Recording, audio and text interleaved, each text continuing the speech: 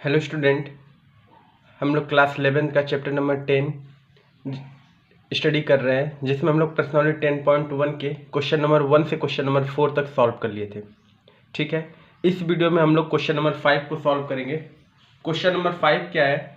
रेखा की ढाल ज्ञात कीजिए जो मूल बिंदु और पॉइंट पी तथा क्यू बिंदुओं को मिलाने वाले रेखाखंड के मध्य बिंदु से जाती है। ठीक है, रेखा की ढाल मतलब आपको स्लोप बताना है। ठीक है, ढाल मतलब मैंने क्या बताया था, स्लोप बताना है। और स्लोप निकालने का दो तरीका था। जब एक बार आपको कोई दो बिंदु दिए होते थे तो उस केस में आप क्या करते थे, y2 minus y1 upon x2 minus x1 करते थे, या अगर आपको थीटा देता था तो आप tan थीटा लगा के स्लोप निकाल देते थे। स्लोप निकालने का दोनों तरीका आपको पता ही है। तो इसमें रेखा की ढाल ज्ञात करना है जिसमें दो बिंदु आपको दिए हैं। ठीक है, सपोज करिए दो पॉइंट है, मैं यहाँ फिगर ड्रॉ कर देता हूँ। एक पॉइंट P है, एक पॉइंट Q है। ये पॉइंट P है जिसका और ये पॉइंट Q है जिसका P का निर्देशांक आपको दिया हुआ है क्वेश्चन में। कितना है P का निर्देशांक? 0,-4। ठीक है, Q का निर्देशांक भी आपको दिया है कितना? 8,0। ठीक है, P और Q का निर्देशांक दिया है। हमें बोला है मूल बिंदु रेखा की ढाल ज्ञात की जो मूल बिंदुओं P और Q के मध्य बिंदु को मिलाने वाले। मतलब मान लीजिए एक निर्देशांक में जैसे एक रेखा है कोई, ये ठीक, ये रेखा है, ये इसका क्या है? मूल बिंदु है। मूल बिंदु मतलब बच्चों जैसे मूल बिंदु ओरिजिन जिसका कोऑर्डिनेट क्या होता है? 0,0। इसको हम किससे दिखाते हैं? O से दिखाते हैं। ठीक है, मूल बिंदु के मूल बिंदु से होके जा रही है ये जो रेखा है, इसकी मुझे ढाल बतानी है। ये जो रेखा है इसका हमें ढाल बताना है जो मूल बिंदु से होके जा रही है। बट कंडीशन क्या है? जो बिंदु P और Q इनके मध्य बिंदु को मिलाने वाली रेखा से, मतलब यहाँ इसका हमको निर्देशांक ज्ञात करना है, इस पॉइंट का। फिर से एक रेखा, हमें उस रेखा का स्लोप ज्ञात करना है। ठीक है, उस रेखा का स्लोप, स्लोप को इंग्लिश में हिंदी में ढाल कहते हैं। ठीक है, हमें उस रेखा का ढाल ज्ञात करना है जो कि मूल बिंदु से होके जा रही है। तो ये मूल बिंदु से होके जा रही है, लेकिन कंडीशन क्या है? P और Q बिंदुओं को मिलाने वाले रेखाखंड के मध्य बिंदु से जाती है। तो यहाँ P और Q एक पॉइंट है। ठीक है, इनके मध्य बिंदु से ये रेखा जा रही है, तो हमें इस रेखा का स्लोप बताना है। ठीक है, कोई दिक्कत नहीं है। यहाँ पे कोई भी पॉइंट आप मान सकते हैं, PQ, यहाँ पे कुछ भी मान लीजिए, R मान लीजिए जैसे। ठीक, हमें इस R का निर्देशांक ज्ञात करना है, इस R का। ठीक है, तो इसमें क्या करना है? अब देखिए बहुत सिंपल है क्वेश्चन। आपको यहाँ पे ये क्या है? ये मध्य बिंदु है, सॉरी मूल बिंदु। ठीक है, जिसको आप इंग्लिश में ओरिजिन कहते हैं। क्या कहते हैं बच्चों? ओरिजिन कहते हैं। ठीक है, हमें इसका हमें ये इस रेखा को मूल बिंदु से जो होके जा रही है उसका निर्देशांक ज्ञात करना है। मतलब इस R का हमको निर्देशांक चाहिए। ठीक है, तो सिंपल है। देखिए आप मध्य बिंदु प्रमेय का, हम लोग मध्य बिंदु से होने वाले रेखा का निर्देशांक जानते थे। ठीक है, कोई भी रेखा है, अगर जैसे मान लीजिए कोई लाइन है, इसके मध्य बिंदु का अगर निर्देशांक जानना रहता था तो हम क्या करते थे? x1 plus x2 upon 2, y1 plus y2 upon 2। इसी फार्मूले का यूज़ करके हम इस R का निर्देशांक ज्ञात कर लेंगे। ठीक है, तो हम यहाँ पे देखिए, यहाँ पे नोट करते हैं, हमें बिंदु R का निर्देशांक चाहिए। तो लिखते हैं बिंदु R के निर्देशांक, बिंदु R के निर्देशांक। बिंदु R का निर्देशांक क्या होगा बच्चों? देखिए मध्य बिंदु में जा रहा है। अब मध्य बिंदु का आपको निर्देशांक का फार्मूला पता है, x1 plus x2 upon 2, y1 plus y2 upon 2, ये फार्मूला जानते हैं। ठीक है, ये क्या है हमारा? x1 y1, और ये क्या है बच्चों? x2 y2। ठीक है, अब देखिए x1 की मतलब 0 प्लस x2 की वैल्यू कितना है? 8 है। x1 plus x2 upon 2 comma y1 plus y2, y1 की वैल्यू क्या है? -4, इसका 0 है अपॉन 2। ठीक है, इसको सॉल्व करेंगे तो 8 अपॉन 2 कॉमा -4 अपॉन 2। ठीक है, इसको डिवाइड कर दीजिए तो 2 4 जा 8, 4 कॉमा -2। ये किसका निर्देशांक ज्ञात हो गया? R का। मतलब इस R का निर्देशांक हमने ज्ञात कर लिया कितना? 4 कॉमा -2। ठीक है। हमसे क्वेश्चन में पूछा क्या है, रेखा की ढाल ज्ञात कीजिए। मतलब ये जो रेखा जा रही है, जो मूल बिंदु से होके जा रही है, जो पी क्यू के मध्य बिंदु से भी मिलती हुई जा रही है, इस रेखा का हमें क्या निकालना है, स्लोप निकालना है। तो अब आसानी से स्लोप निकाल देंगे। देखिए कैसे, ये बिंदु पता है, ये बिंदु पता है, तो स्लोप का हमें फार्मूला पता है। जब दो बिंदु दिए होते हैं तो स्लोप निकालने का क्या फार्मूला आता है बच्चों, स्लोप को हम लोग हिंदी में क्या बोलते हैं, ढाल निकालने का क्या सूत्र है, y2 minus y1 upon x2 minus x1। ठीक है। हम चाहे तो यहाँ पे एक छोटा सा ये जो रेखा है OR ऐसे बना दीजिए। ये जो OR है इसको मैं यहाँ बना भी देता हूँ। जैसे ये O है मध्य बिंदु जिसका निर्देशांक 0,0 है, और यहाँ पे R था, उसका निर्देशांक हमने क्या निकाला 4,-2। तो ये आपका हो जाएगा x1 y1, ये क्या हो जाएगा x2 y2। ठीक है, x1 y1 और x2 y2। तो देखिए y2 की जगह क्या रख देंगे -2, माइनस y1 की जगह क्या रख देंगे 0, अपॉन x2 की जगह क्या रख देंगे 4, माइनस x1 की जगह क्या रख देंगे 0। तो ये हो जाएगा -2/4। इसको डिवाइड करेंगे तो क्या हो जाएगा बच्चों -1/2। तो हमें स्लोप मीन्स ढाल हमने निकाल दी, कितना स्लोप, ढाल हमने उस रेखा की कितना निकाल दी -1/2। ये हमारा आंसर है। देखिए कितना सिंपल था क्वेश्चन। फिर से एक बार मैं रिवाइज कर दे रहा हूँ। देखिए आपको रेखा की ढाल ज्ञात करनी है। ठीक है, जो मध्य बिंदु, जो मूल बिंदु से होके जा रही है, ये जो रेखा है कोई, ठीक, वह मूल बिंदु से होके जा रही है, जो पॉइंट P और Q के मध्य बिंदु से मिलती हुई जा रही है। तो यहाँ हमने मिलता हुआ बना दिया। ये एक रेखा है जो इस PQ के मध्य बिंदु से मिलता हुआ जा रहा है। इसका हमने कोई पॉइंट R मान लिया, आप कुछ भी मान सकते हैं। हमें इसका क्या बताना है, निर्देशांक पता करना है पहले, और हमें स्लोप बताना है। तो इस रेखा का स्लोप बताने के लिए हमें दो बिंदु चाहिए, या तो थीटा चाहिए या तो दो बिंदु चाहिए, क्योंकि हमें पता है स्लोप का दो ही कंडीशन है, या m बराबर tan थीटा लगा सकते हैं, या m बराबर क्या लगा सकते हैं y2 minus y1 upon x2 minus x1। यही दो कंडीशन लगा सकते हैं बच्चों। अब इनमें से दोनों कंडीशन में से थीटा तो लगेगा नहीं, क्योंकि हमें एंगल पता ही नहीं है। तो इसका मतलब हम दूसरा वाला रूल लगाएंगे, इस रूल को लगाएंगे। तो अब इस रूल लगाने के लिए हमें दो बिंदु चाहिए। एक बिंदु तो दिया था, दूसरा बिंदु नहीं दिया है। तो आपको मध्य बिंदु के निर्देशांक निकालने का सूत्र पता है, क्या होता है, बिंदु R के निर्देशांक निकालने का सूत्र क्या होता है, x1 plus x2/2 y1 plus y2/2। इस सूत्र से हमने R का निर्देशांक ज्ञात कर लिया। अब दो बिंदु पता है तो आसानी से हम स्लोप निकाल देंगे, ढाल निकाल देंगे। इस तरीके से हम लोगों ने क्वेश्चन नंबर 5 को सॉल्व कर लिया। ये बहुत अच्छा क्वेश्चन था, इसको आप लोग सभी लोग रिवीजन कर लीजिएगा अच्छे से। ठीक है, नोट करिए। फिर हम लोग नेक्स्ट क्वेश्चन करते हैं, क्वेश्चन नंबर 6। क्वेश्चन नंबर 6 देखते हैं। क्वेश्चन नंबर 6 क्या है, पाइथागोरस प्रमेय के प्रयोग बिना दिखलाइए कि बिंदु 4,4, 3,5 और -1,-1 एक समकोण त्रिभुज है। ठीक है, समकोण त्रिभुज है, पाइथागोरस प्रमेय यूज नहीं करना है। तो देखिए समकोण त्रिभुज का मतलब क्या है, एंगल 90 होना चाहिए। ठीक है, एक हम रफ डायग्राम बना दे रहे हैं, ये रफ डायग्राम है। ठीक है, अभी फिक्स नहीं है कि समकोण है किस पे, रफ डायग्राम हम एक जनरली बना दे रहे हैं ऐसे। ये 90 डिग्री है। ठीक है, यही समकोण त्रिभुज होता है। इसी टाइप से कुछ एक एंगल कितना होता है बच्चों, 90 डिग्री का होता है, 90 अंश का कोण बनाता है। ऐसे त्रिभुज को हम क्या बोलते हैं, समकोण त्रिभुज।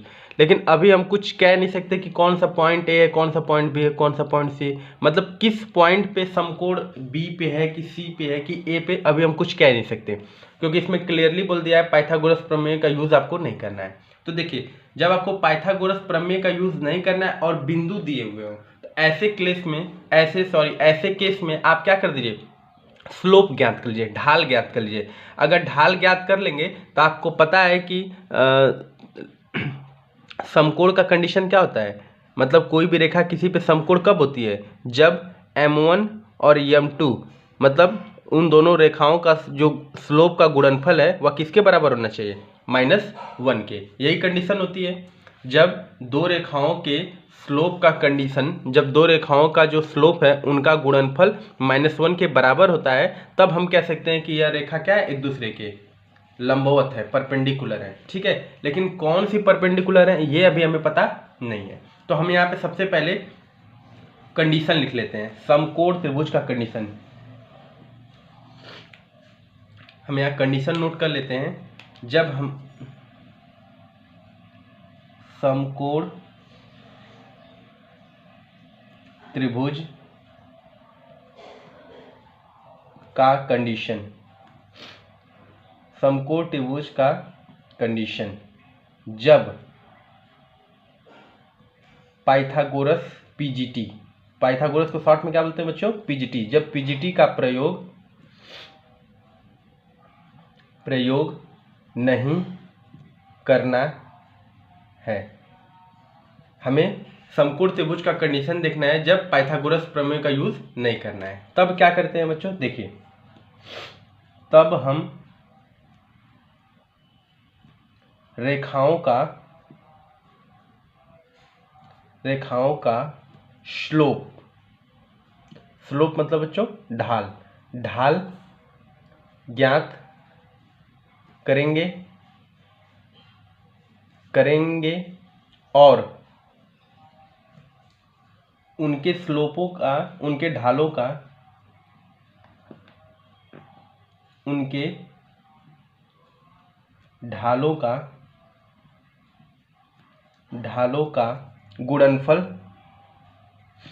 गुणनफल यदि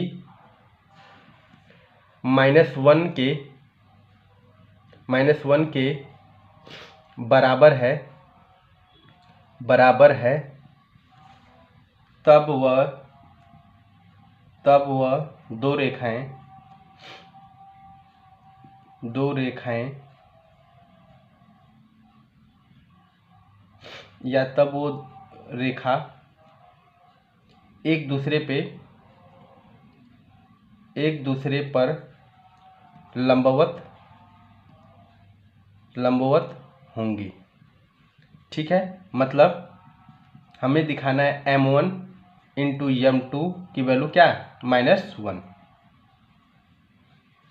अब वो m1 m2 हो या m1 m3 हो या m1 m4 हो, ये कंडीशन है। जब समकोण त्रिभुज का कंडीशन दिखाना है और पीजीटी का प्रयोग नहीं करना है, तब हम क्या करते हैं, तब हम रेखाओं का स्लोप, ढाल ज्ञात करेंगे और उनके ढालों का गुणनफल निकालेंगे।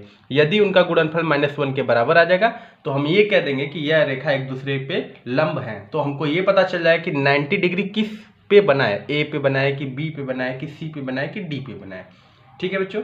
इसी कंडीशन का हम यूज, सब लोग इसको नोट कर लीजिए अच्छे से।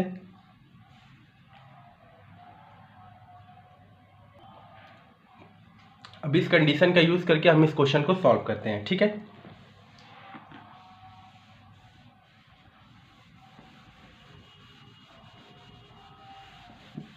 इस कंडीशन का यूज करके हम इस क्वेश्चन को सॉल्व करते हैं। तो सबसे पहला काम हम क्या करते हैं, ये जो पॉइंट दिया है, किसी को ए बी सी पॉइंट मान लीजिए, ठीक है। किसी को ए बी सी मान लीजिए, चाहे सी डी एफ मान लीजिए, कुछ भी मान सकते हैं, कोई प्रॉब्लम नहीं है। तो मान लीजिए पहला जो पॉइंट दिया है वह ए है, 4,4, ठीक है। दूसरा जो पॉइंट है वह क्या है, 3,5। तीसरा जो पॉइंट है वह क्या है, -1, ठीक है। हम मान लिए पहला पॉइंट ए है, दूसरा पॉइंट बी है, तीसरा पॉइंट सी है। अब हमें पता नहीं है कि इस किस पे समकोण है, ए पे है कि बी पे है कि सी पे है। तो इसके लिए हम इनकी प्रवणता ज्ञात करेंगे, स्लोप। स्लोप को हम क्या बोलते हैं, ढाल को हम दूसरे नाम से प्रवणता भी जानते हैं, ठीक है। स्लोप को हम क्या बोलते हैं बच्चों, प्रवणता भी कहते हैं। तो हम क्या करते हैं कि सबका बारी बारी स्लोप निकाल देते हैं, ठीक है। तो देखिए सबसे पहले हम किसका स्लोप निकाल दें, ए और बी का। तो मैं यहाँ लिख लेता हूँ, ए पॉइंट है, ये पॉइंट कौन है, बी। ए का निर्देशांक क्या है बच्चों, 4,4। बी का निर्देशांक क्या है, 3,5, ठीक है। हम इनका स्लोप ज्ञात करते हैं। इस ए बी का क्या ज्ञात करते हैं, स्लोप। ए बी का ढाल, ढाल को इंग्लिश में क्या कहते हैं बच्चों, स्लोप कहते हैं, ठीक है। जिसको हम लोग मान लेते हैं m1 है। स्लोप इस ए बी का ढाल है, उसको हम क्या मान लेते हैं, m1। तो फार्मूला क्या है आपको पता है, इसमें थीटा नहीं है तो m बराबर tan थीटा तो लगेगा नहीं। इसका मतलब दो बिंदु हैं तो निर्देशांक वाला यूज करेंगे। तो क्या होगा, y2 - y1 upon x2 - x1। पहले वाले को क्या मान लीजिए, ये x1 y1 है, ये क्या है बच्चों x2 y2 है।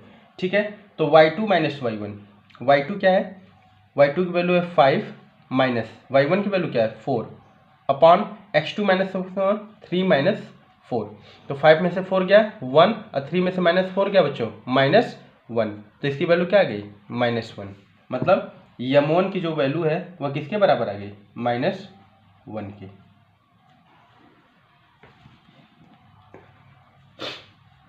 ठीक है, अब इसी तरीके से हम नेक्स्ट BC का ढाल निकाल लेते हैं। अब किसकी ढाल निकाल लेते हैं बच्चों, BC का। आप इस लाइन को यहाँ पे सॉल्व कर सकते हैं। कितना बचा 1 अपॉन -1, किसके बराबर हो गया -1 के। ठीक है, अब हम लोग नेक्स्ट फिर से AB का निकाल लिए। अब इसी तरीके से किसका स्लोप निकालेंगे, ढाल BC का। तो हम B को यहाँ लिख लेते हैं, B पॉइंट को, और C पॉइंट को यहाँ। तो B का निर्देशांक क्या है बच्चों 3,5 और C का निर्देशांक क्या है -1, -1। ठीक है, सिमिलरली इसी तरीके से फिर से इसको x1 y1, इसको x2 y2। तो फिर से स्लोप BC का ढाल या स्लोप जो भी लिखना चाहें, BC का ढाल स्लोप, इसको क्या मान लेते हैं बच्चों m2 मान लेते हैं। तो फिर से फार्मूला क्या लगा देंगे y2 minus y1 upon x2 minus x1। ठीक है, अब देखिए y2 माइनस y2 क्या है, इसमें -1 है, -1। ठीक, -1, फिर क्या फार्मूले में है -1 माइनस, फिर y1 की वैल्यू क्या है 5 है। ठीक है, तो यहाँ पे 5 लिख लीजिए अपॉन x2 की वैल्यू क्या है -1, फिर -3। ठीक है, तो ये कितना हो जाएगा, इसको सॉल्व करेंगे तो ये आ जाएगा आपका, सॉल्व करने पे कितना आएगा -5 -1 -6, ये कितना आ जाएगा -4, माइनस माइनस कैंसिल हो जाएगा। इसको कैंसिल करेंगे तो 2 से कटेगा, 2 3 जा 6, 2 2 जा 4। मतलब m2 की जो वैल्यू आ गई वह कितने के बराबर आ गई बच्चों 3/2 के। m2 की जो वैल्यू आ गई वह किसके बराबर आ गई 3/2 के। सब लोग इसको अच्छे से नोट कर लीजिए।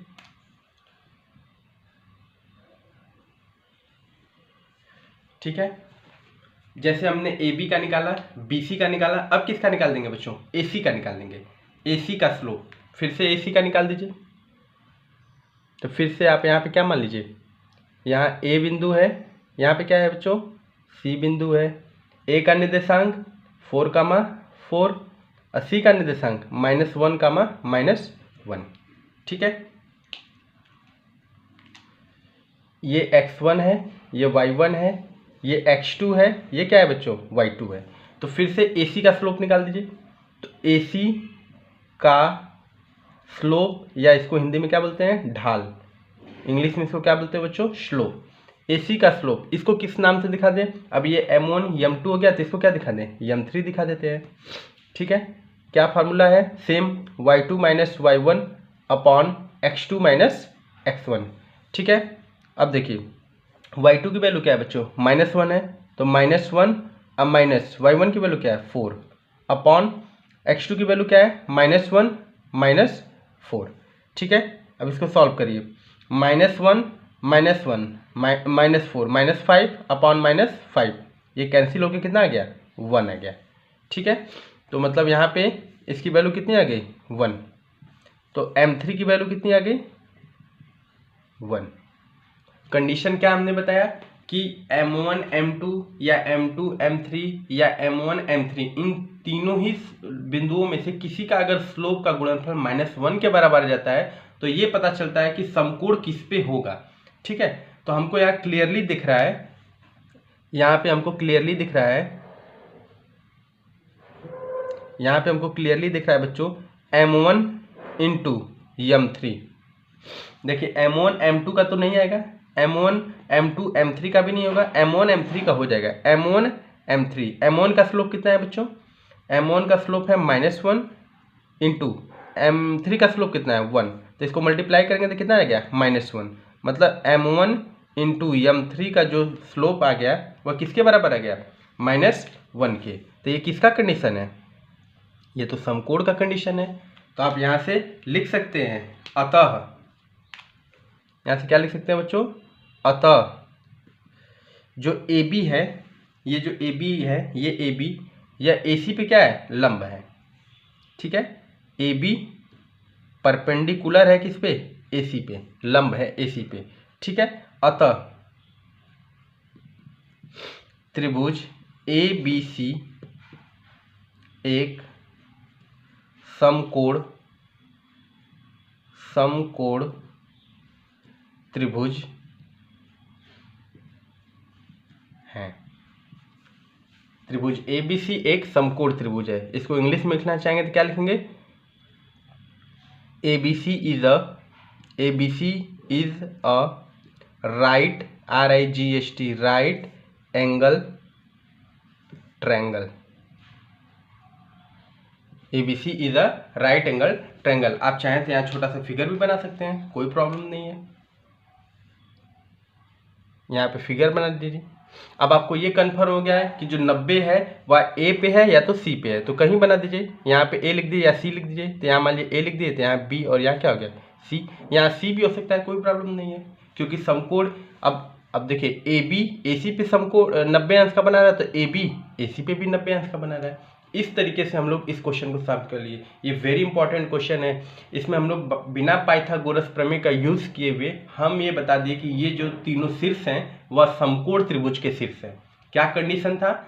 आपको जब पाइथागोरस प्रमेय यूज नहीं करना है तो उस केस में हम क्या करते हैं, जो भी बिंदु दिया है उनकी प्रवणता निकालते हैं। ठीक है, प्रवणता मतलब स्लोप निकालते हैं।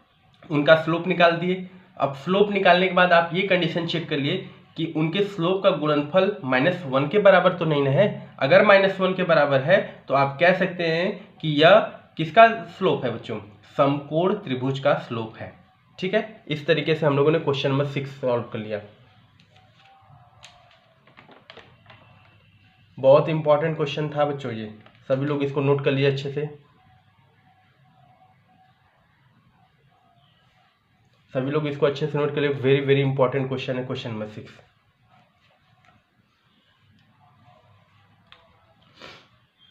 अब इसके बाद हम लोग नेक्स्ट क्वेश्चन नंबर 7 को देखते हैं। नेक्स्ट क्वेश्चन देखते हैं क्वेश्चन नंबर 7।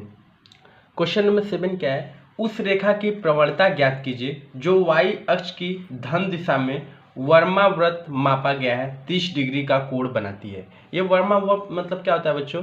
इसका मतलब होता है एंटी क्लॉकवाइज। एक होता है क्लॉकवाइज मतलब घड़ी की दिशा में, एक होता है घड़ी की विपरीत दिशा में एंटी क्लॉकवाइज। ठीक है, तो कोई प्रॉब्लम नहीं है। सबसे पहले एक हम छोटा सा निर्देशांक बना लेते हैं। आपको देखिए फिगर अगर सरल रेखा में अगर फिगर आपको क्लियर है तो आप सारे क्वेश्चन को क्रिस्टल क्लियर कर लेंगे, नहीं तो आपको प्रॉब्लम होगी। फिगर एकदम अच्छा होना चाहिए। ये एक्स एक्सिस होता है बच्चों, इधर क्या होता है? एक्स निगेटिव होता है, एक्स डैश एक्सिस। ठीक है, ऊपर क्या होता है बच्चों? वाई एक्सिस,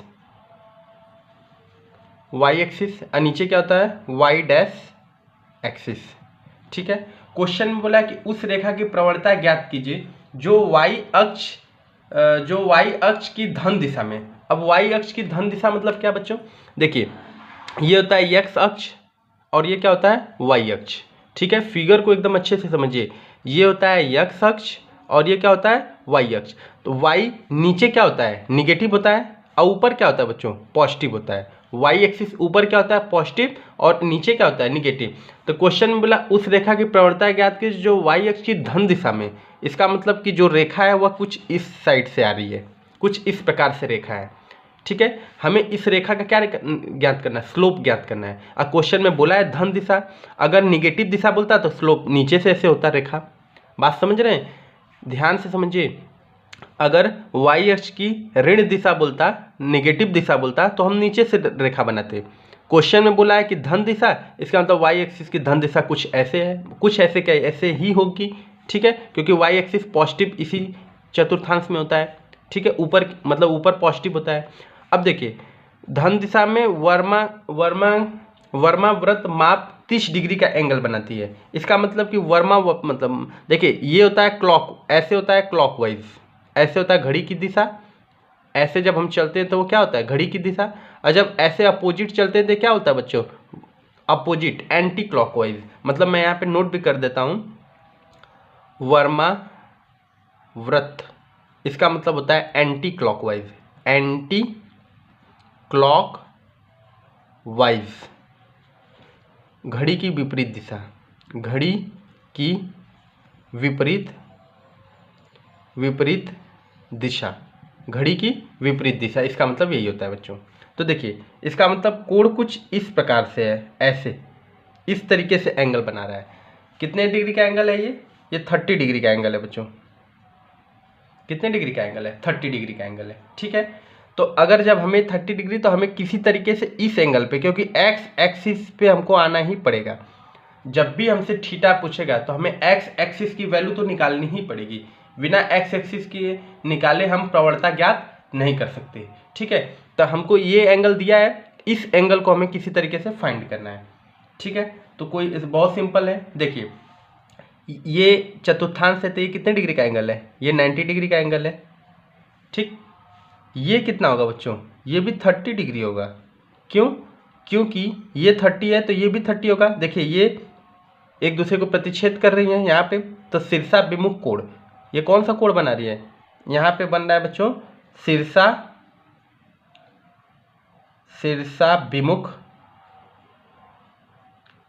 विमुख कोण, जिसको शॉर्ट में हम VOA कहते हैं, वर्टिकली अपोजिट एंगल। VOA का फुल फॉर्म क्या होता है English, vertically opposite angle. VOA का फुल फॉर्म क्या होता है बच्चों, वर्टिकली अपोजिट एंगल। तो ध्यान से देखिए, ये एंगल हमको दिया है, वर्माकृत बना रहा है, मतलब ये 30 डिग्री का है तो ये भी 30 हो जाएगा। कैसे, शीर्षा विमुख कोण के कारण। ये 90 है ही, ठीक है, ये 90 है ही।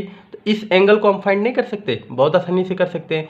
इसका कुछ नाम रख दीजिए, सपोज करिए इसका नाम है A, इसका नाम है B, इसका नाम क्या है बच्चों C। आप ABC कहीं मान सकते हैं, कोई प्रॉब्लम नहीं है, आप कहीं भी ABC माने उससे कोई दिक्कत नहीं है। ABC, तो ये एंगल हम नहीं फाइंड कर सकते हैं, बिल्कुल आसानी से फाइंड कर सकते हैं। कैसे, देखिए त्रिभुज ABC में, ठीक है, क्या लिखेंगे बच्चों, त्रिभुज ABC में, किसी भी त्रिभुज में सभी अंतःकोणों का योग कितना होता है, 180 डिग्री होता है, ठीक है।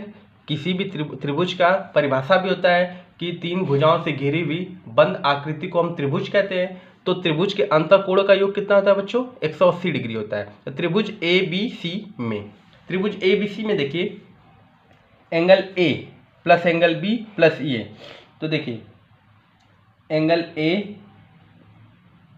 प्लस एंगल B प्लस, अब एंगल C हम बोलेंगे ये, तो एंगल C इक्वल टू कितना, 180 डिग्री। रीजन क्या है, एंगल सम प्रॉपर्टी ASP, इसको शॉर्ट में बोलते हैं ASP, जिसका फुल फॉर्म होता है एंगल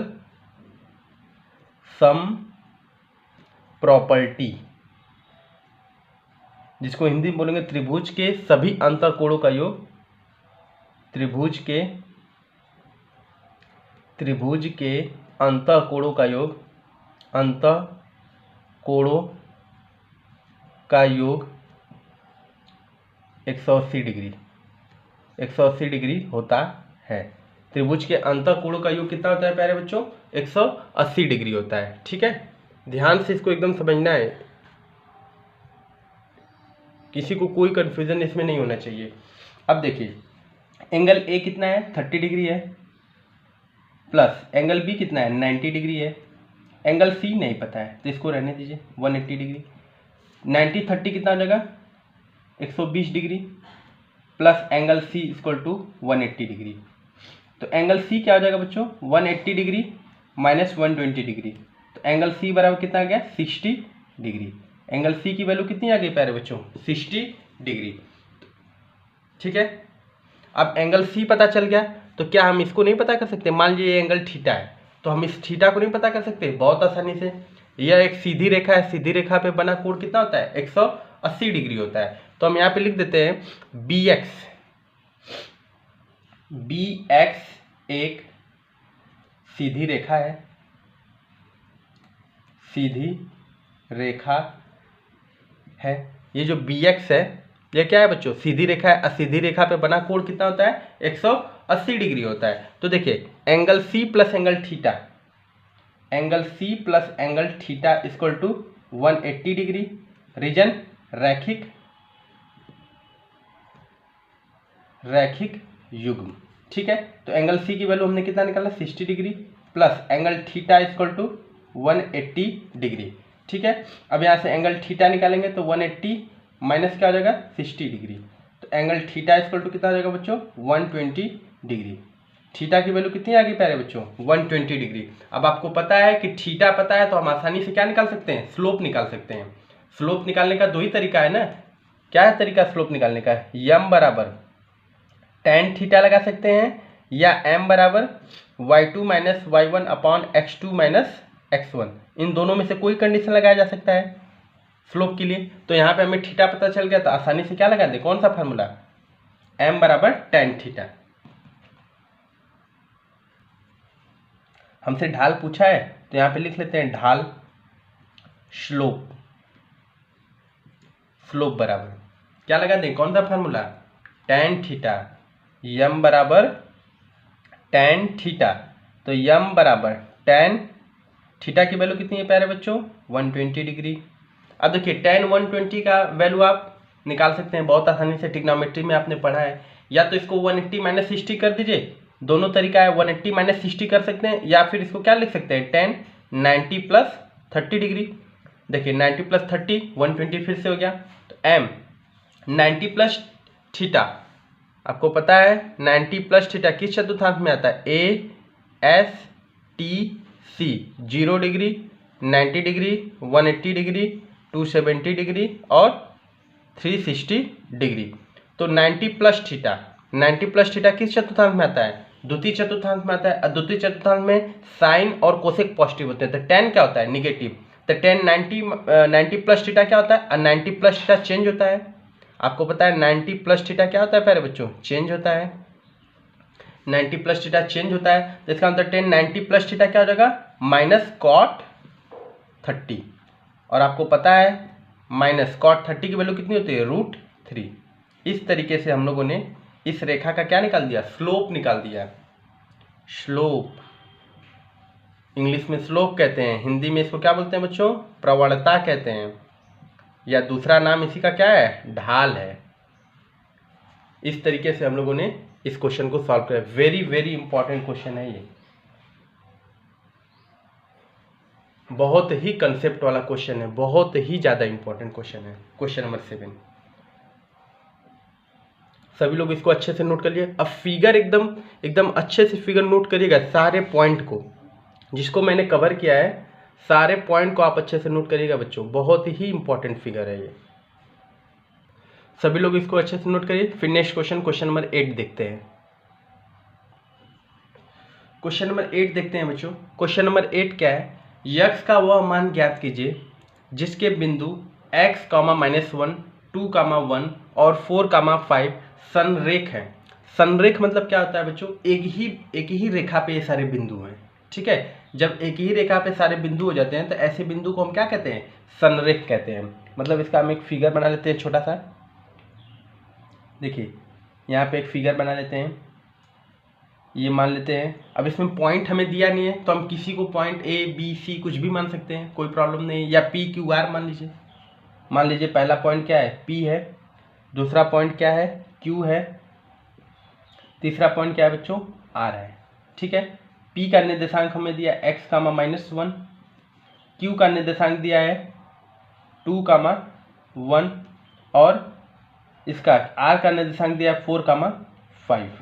ये क्या है बच्चों, संरेख बिंदु हैं, संरेख हैं। संरेख को इंग्लिश में कोलिनियर कहते हैं, कोलिनियर पॉइंट, ठीक है। संरेख बिंदु, संरेख बिंदु को इंग्लिश में क्या कहते हैं, कोलिनियर पॉइंट।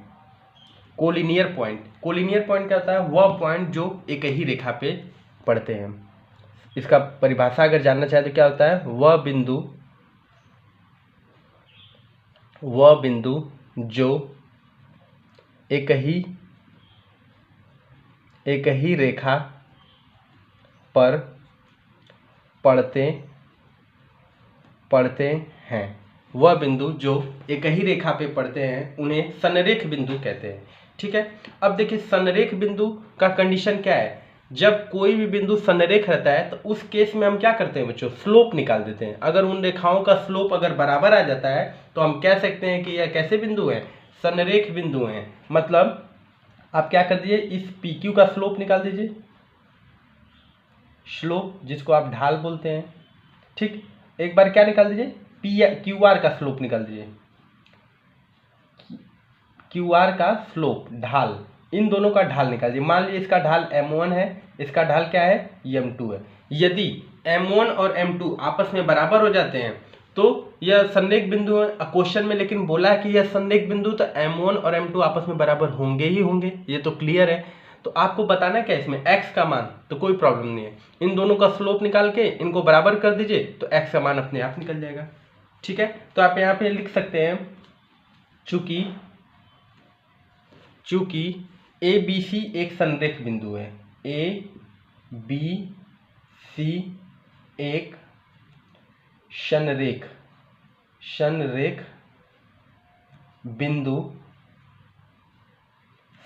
बिंदु है। ठीक है, ए बी सी एक संरेख बिंदु है, तो इस केस में क्या होगा बच्चों, जब ये संरेख बिंदु होंगे तो इनका जो स्लोप है, ढाल है, वो आपस में बराबर होगा। ठीक है, ए बी सी एक संरेख बिंदु है चूंकि, तो इसलिए स्लोप ऑफ पी क्यू बराबर होगा किसके, स्लोप ऑफ क्यू आर के। मतलब स्लोप ऑफ पी क्यू जो है वह बराबर होगा स्लोप ऑफ क्यू आर के। स्लोप ऑफ पी क्यू को हिंदी में आप क्या बोल सकते हैं बच्चों, पी क्यू की ढाल।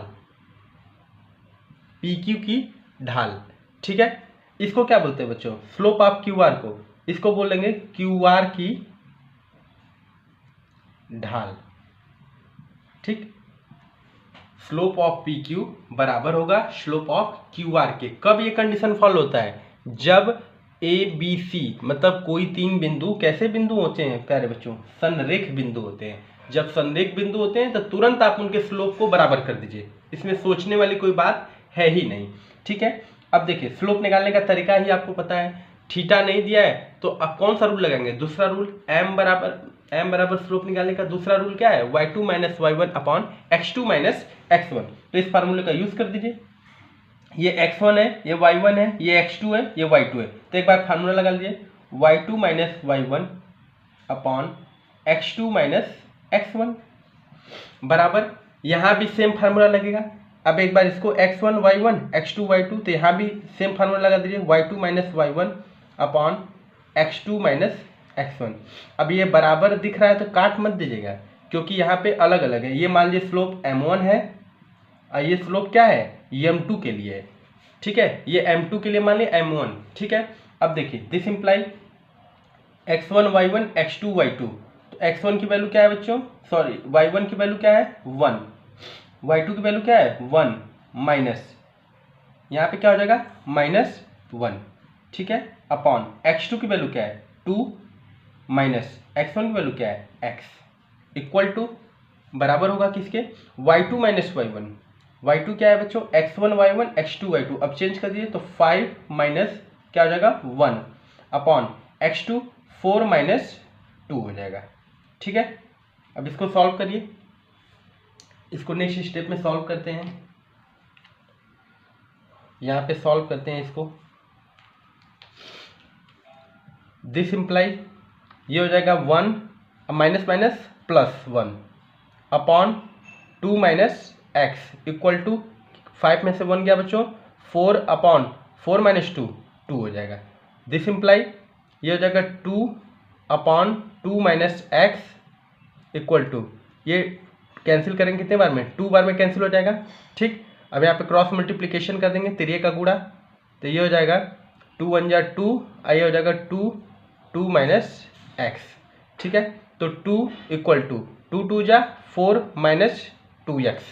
ठीक है, अब इस 2x को इधर लाइए और 2 को इधर ले जाइए, तो 2x इधर आएगा तो क्या हो जाएगा प्लस का हो जाएगा, अब 4 माइनस 2 क्या हो जाएगा, माइनस का हो जाएगा, तो 2x इक्वल टू क्या हो जाएगा 2, तो x इक्वल टू क्या हो जाएगा बच्चों 2/2, तो x की वैल्यू क्या आ गई 1। इस तरीके से हम लोगों ने x की वैल्यू को फाइंड कर दिया।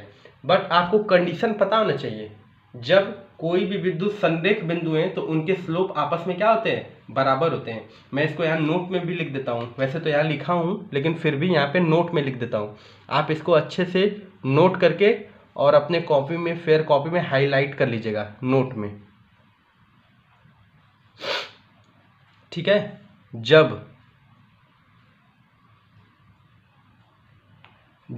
तीन बिंदु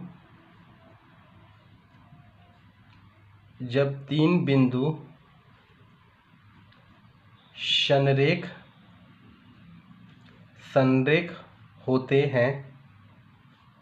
होते हैं तब